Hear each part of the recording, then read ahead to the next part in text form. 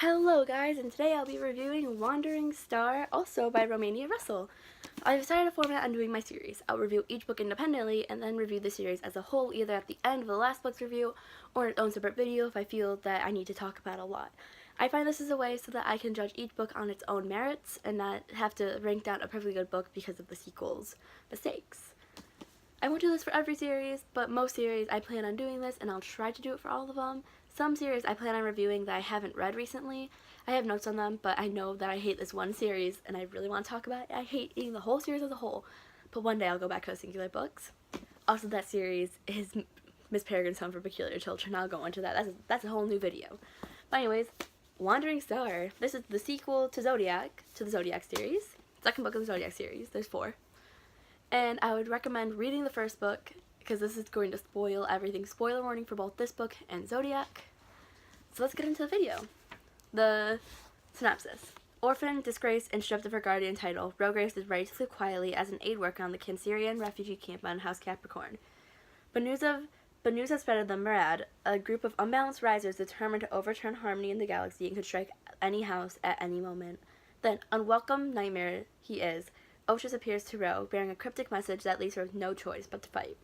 Now Ro must embark on a high-stakes journey throughout the all-new set of houses, where she discovers that there's much more to her galaxy and to herself than she could have ever imagined.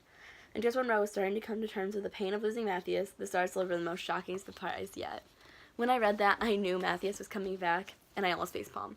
Because if you saw my last review, you know how much I loved the fact that the series had the balls to kill him. Because it just ruined the whole love triangle. But it messes up the love triangle in this one too, just by him coming back and ruining the relationship that Hyacinth and Ro had. Also, I'm pronouncing all of these names wrong, I'm sure.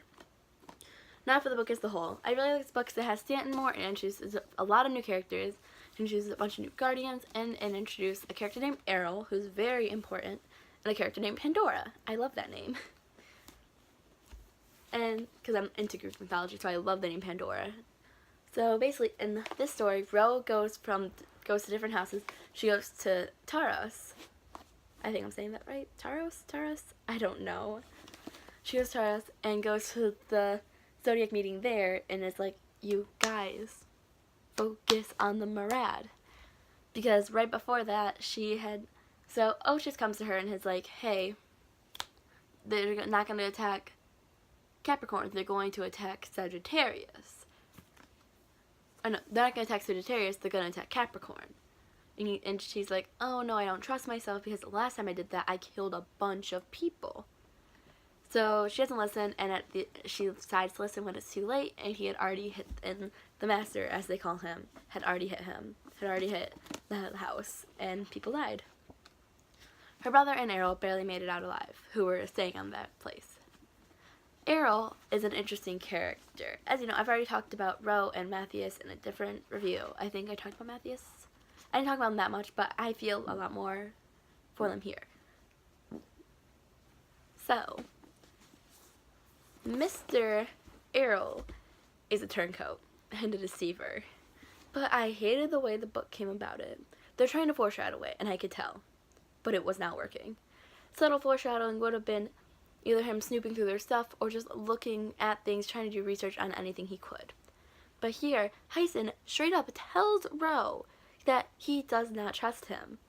And she continues to trust him and continues to trust him until it's too late and he kidnaps Hyacinth. And I'm just like, oh my gosh, woman, you know that he is the absolute best judge of character, and yet you're not listening to him until Matthias tells you to. And oh boy, the love triangle. I was getting so mad at her throughout Zodiac and throughout this book.